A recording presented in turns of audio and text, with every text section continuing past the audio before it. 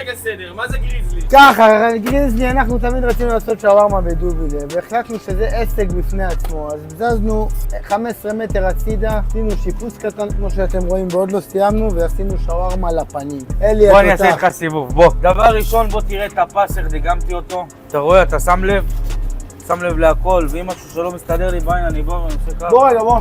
זה תביא לתמונה גם, בוא. בוא קלוט איזה פלאפל. בוא. תאכל אותו, תן ביס, תראה להם. תדחוף הכל, תראה להם. זה רותח. לא, זה רותח.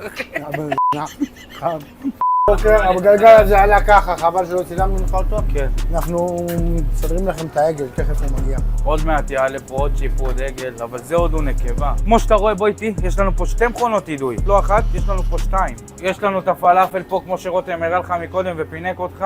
יש לך פה את הצ'יפ, בוא תראה שלנו פה חציל, מטוגן, פלפל. זה מכונה שתמיד יישאר חם ללקוח, חם וטרי. אתה רואה את הדבר הזה פה, את הפלטה הזאת, הקטנה הזאת, זה בשביל המרגז שלנו. יש לנו פה גם מנה של מרגז, לא רק שווארמה. יש לנו פה שווארמה, עגל, הודו, מרגז, פלאפל. ויש לנו פה גם נקניקיות עוף. עוד מעט יהיה לנו את הבגטים הקטנים האלה עם נקניקיות עוף. אז חברים, תגיעו לפנינת אילת, לגריזלי, מחכים לכם.